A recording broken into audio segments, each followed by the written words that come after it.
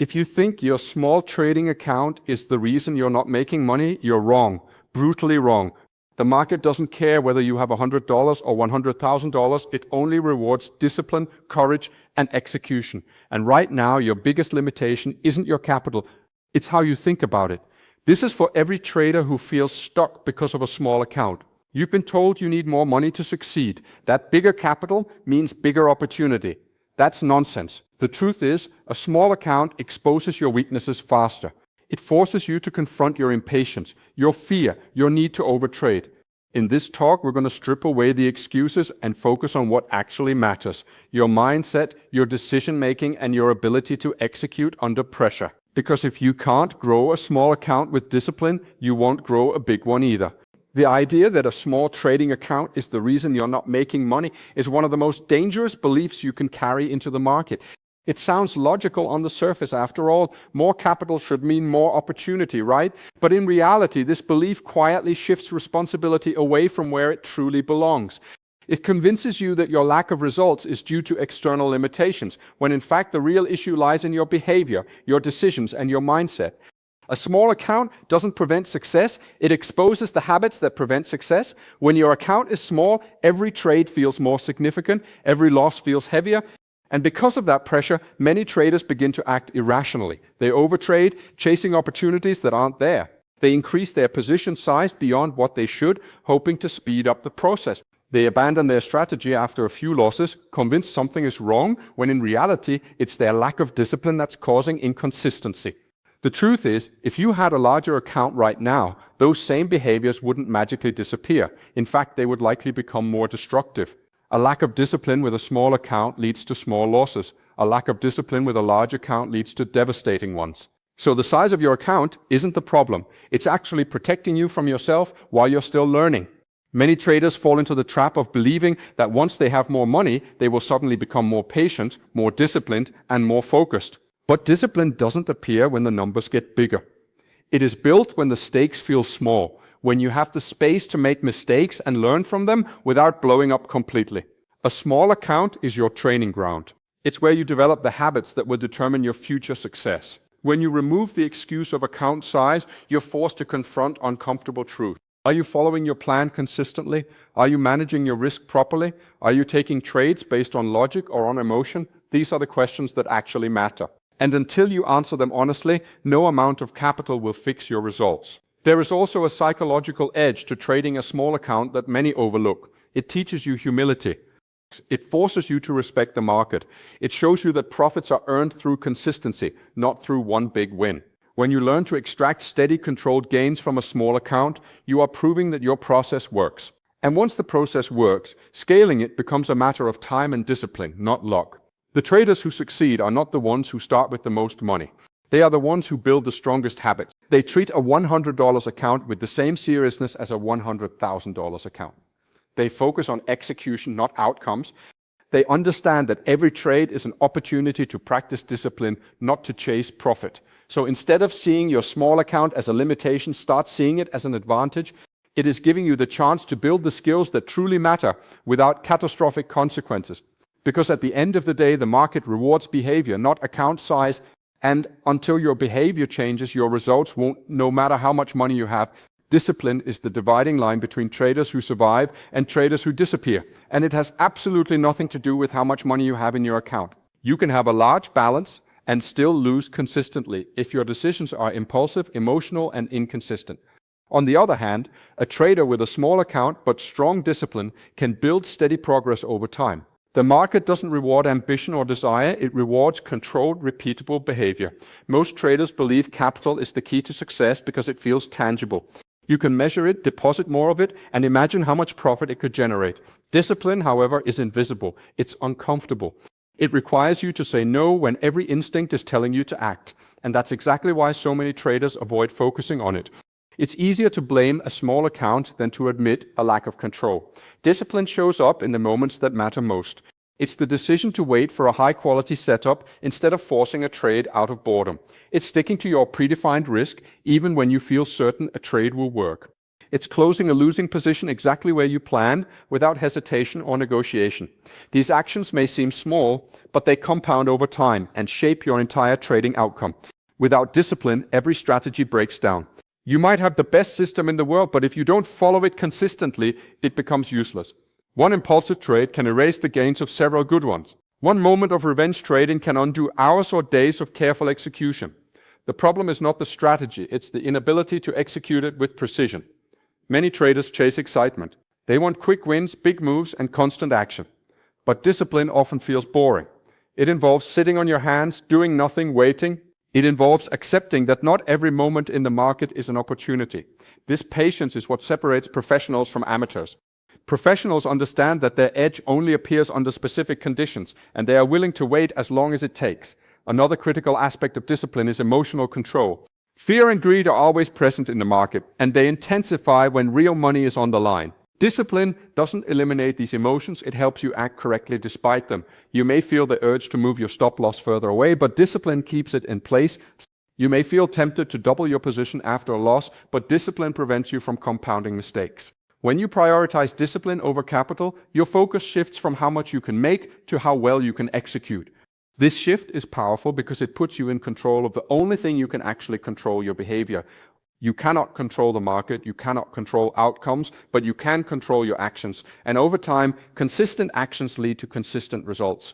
A trader who masters discipline builds trust in their own process. They know that even after a loss, they followed their plan. That confidence is what allows them to continue without hesitation or doubt. In contrast, a trader who lacks discipline is constantly second-guessing, constantly reacting, and constantly searching for something new. In the end, capital can amplify results, but it cannot fix poor habits. If your discipline is weak, more money will only accelerate your losses. But if your discipline is strong, even a small account becomes a powerful foundation for growth. Overtrading is one of the fastest ways to destroy a trading account, and it's usually driven by impulse rather than opportunity. Most traders don't even realize they're doing it. They believe they're being active, staying engaged, working hard in the market. But in reality, they are forcing trades that don't meet their criteria, reacting to noise instead of waiting for clear setups. The market is not paying you for activity, it's paying you for precision. When you overtrade, you dilute your edge. Every strategy has conditions under which it performs best. Outside of those conditions, your probability of success drops significantly. But when you take trade after trade without proper filtering, you're essentially gambling. You might win occasionally, but over time, the randomness catches up with you. What could have been a controlled, strategic approach turns into chaos. A major driver of overtrading is boredom. Sitting and waiting for the right setup can feel uncomfortable, especially in a world where we're used to constant stimulation. Many traders feel the need to always be in a position, as if being out of the market means missing out. This fear of missing out pushes them to enter trades prematurely, without confirmation, without alignment with their plan.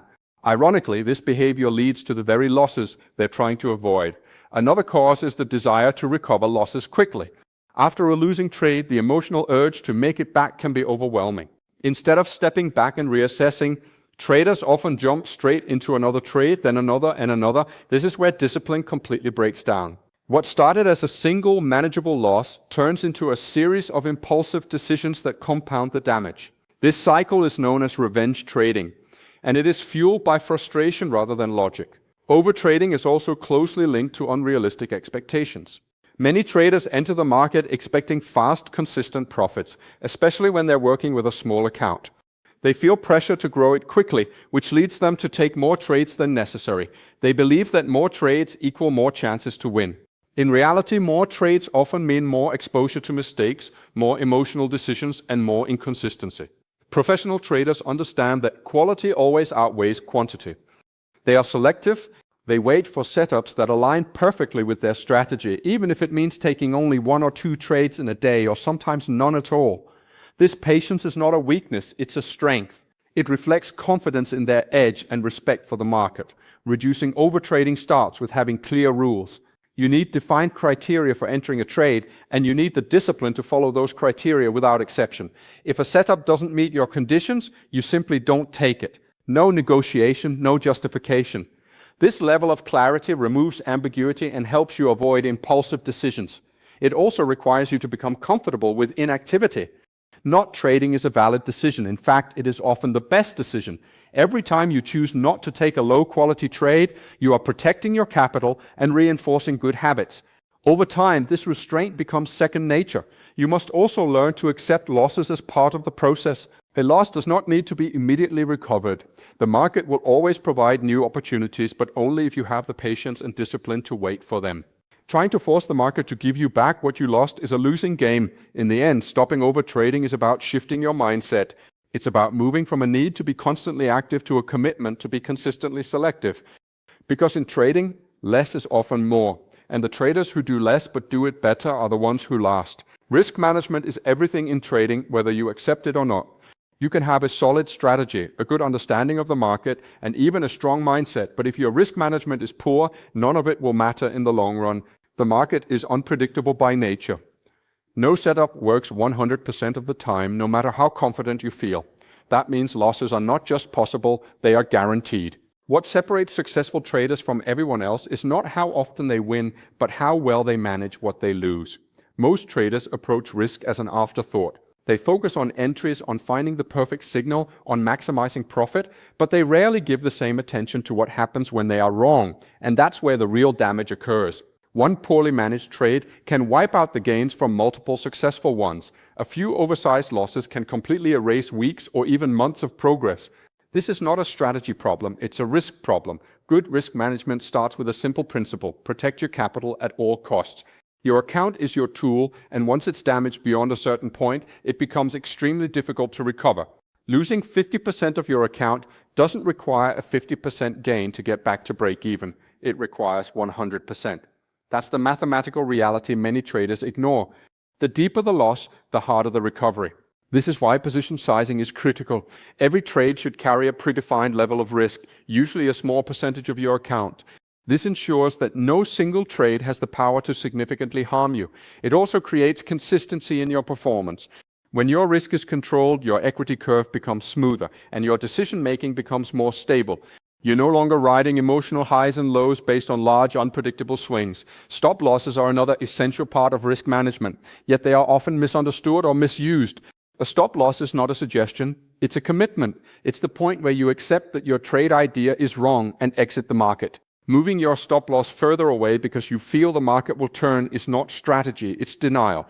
Every time you ignore your stop, you are training yourself to avoid accountability, and that behavior compounds over time. Risk management also means knowing when not to trade. If market conditions are unclear, if volatility is unpredictable, or if you are not mentally focused, the best decision is often to stay out. Protecting your capital includes protecting it from yourself. Emotional trading, whether driven by fear, greed, or frustration, almost always leads to poor risk decisions. Another overlooked aspect is the balance between risk and reward. Taking trades where the potential reward does not justify the risk is a slow path to failure.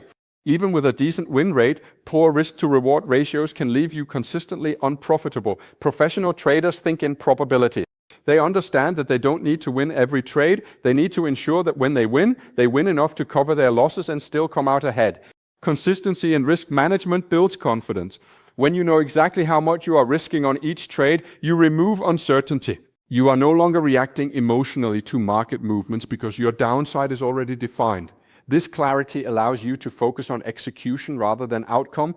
In the end, risk management is not just a technical skill, it's a mindset. It requires humility to accept that you will be wrong, discipline to limit the damage when you are, and patience to let your edge play out over time. Because in trading, survival is the first goal, and if you can protect your capital, you give yourself the opportunity to grow it. Mastering your emotions is one of the hardest and most important parts of trading, and it has nothing to do with intelligence or technical knowledge. You can understand charts perfectly and still fail if your emotions are in control of your decisions. The market is a psychological battlefield. Every price movement triggers reactions: fear when the market moves against you, greed when it moves in your favor, frustration after a loss, overconfidence after a win. If you don't learn to manage these emotional responses, they will quietly sabotage everything you do. Most traders don't realize how much their emotions influence their actions. They believe they are being logical, but their decisions are often driven by subconscious impulses. For example, you enter a trade based on a valid setup, but the moment the price starts moving against you, fear kicks in. Suddenly you doubt your analysis. You close the trade early to avoid discomfort, only to watch it move in your original direction afterward. This is not a strategy failure, it's emotional interference. Greed operates in a similar way, but on the opposite side. When a trade is going well, instead of following your plan and taking profits at a predefined level, you start thinking about how much more you could make. You hold on longer than you should, ignoring signs that the market is reversing. What could have been a solid controlled profit turns into a smaller gain or even a loss. Greed convinces you that more is always better even when it's not. Frustration is another powerful emotion that affects traders, especially after a series of losses.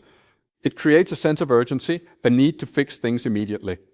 This often leads to impulsive trades that don't meet your criteria. You're no longer trading the market, you're reacting to your feelings. This is where discipline breaks down completely, and mistakes begin to stack up quickly. Overconfidence can be just as dangerous as fear. After a few successful trades, it's easy to feel like you've figured everything out. You start increasing your risk, taking trades outside your plan, believing you can't be wrong. This false sense of control blinds you to potential risks, and when the market eventually turns against you, the losses are often larger than expected. Mastering your emotions doesn't mean eliminating them. That's impossible. Fear, greed, and frustration will always be there. The goal is to become aware of them and not let them dictate your actions. You need to create a structure that keeps your decisions grounded in logic, even when your emotions are pulling you in a different direction. One way to do this is by having a clear trading plan with predefined rules. When your entry, exit, and risk are already decided before you enter a trade, there is less room for emotional decision-making in the moment. You are simply executing a plan rather than reacting to the market in real time. This reduces the influence of emotions significantly. Another key element is self-awareness. You need to recognize when you are not in the right mental state to trade. If you are tired, stressed, or emotionally affected by previous trades, your decision-making will be compromised. Taking a break is not a sign of weakness, it's a sign of control. Sometimes the best trade is no trade at all. Consistency in your behavior is what builds emotional strength. The more you follow your plan, the more confidence you develop in your process. This confidence reduces anxiety and helps you stay calm under pressure. Over time, you begin to detach from individual outcomes and focus on long-term performance. In the end, the market is not your biggest opponent, you are. If you can learn to stay calm when others panic, to stay disciplined when emotions rise, and to act based on logic rather than impulse, you gain a powerful edge. Because while strategies can be copied, emotional control cannot. And that is what separates those who struggle from those who succeed. Consistency beats quick profits every single time, yet most traders are wired to chase the opposite. The idea of making fast money is incredibly appealing. One big trade, one perfect entry, one explosive move. That's what people focus on. It feels exciting, it feels powerful, and it creates the illusion that success is just one opportunity away. But in reality, this mindset is what keeps traders stuck in a cycle of highs and lows, wins and losses, progress and setbacks. Quick profits are often the result of randomness, not skill. You might catch a strong move, take a large position, and walk away with a significant gain. In that moment, it feels like you figured something out. But without a repeatable process behind it, that success is fragile. The next trade doesn't go your way, and because your approach is inconsistent, the loss wipes out a large portion of your previous gains. This pattern repeats itself until frustration takes over. Consistency, on the other hand, is built on discipline and structure. It's not about how much you make in a single trade, it's about how reliably you can execute your strategy over time. A consistent trader focuses on small, controlled gains and equally controlled losses. They understand that profitability is the result of hundreds of trades, not one. Each trade is just a small piece of a much larger picture. One of the key differences between traders who chase quick profits and those who focus on consistency is their relationship with risk. When you're chasing fast money, you tend to take larger risks. You increase your position size, loosen your rules, and expose your account to bigger swings. This creates emotional pressure, which leads to impulsive decisions. Even if you win occasionally, the instability of this approach makes long-term success unlikely. A consistent trader approaches risk differently. They keep it controlled and predictable. Every trade carries a similar level of risk, and no single outcome has the power to significantly impact the account. This stability allows them to think clearly and act rationally, even during periods of drawdown. They are not trying to win big, they are trying to avoid losing big. Patience plays a huge role in consistency. The market does not provide high-quality opportunities all the time. There are periods of clarity and periods of noise. Traders who chase quick profits try to force results during both. Consistent traders wait. They understand that doing nothing is often the most productive decision they can make. This patience protects their capital and keeps them aligned with their strategy. Another important aspect is emotional detachment. When your focus is on quick profits, every trade feels like it matters too much. You become emotionally invested in the outcome, which leads to stress and poor decision-making. But when you focus on consistency, you start to see trades as part of a process rather than isolated events. Wins and losses become neutral. What matters is whether you followed your plan. Over time, consistency builds confidence, not the kind of confidence that comes from a lucky win, but the kind that comes from knowing you can rely on your own behavior. You trust yourself to make the right decisions even when the market is uncertain. This trust is what allows you to stay steady and focused regardless of short-term results. The reality is, slow progress often feels unimpressive. It doesn't create excitement or dramatic stories, but it works, it compounds. Small gains, repeated over time, lead to meaningful growth. And more importantly, they are sustainable. In the end, trading is not about proving how much you can make in a single moment. It's about building a process that delivers results over the long term. Quick profits might give you a temporary boost, but consistency is what keeps you in the game. And the traders who stay in the game long enough with the right habits are the ones who ultimately succeed.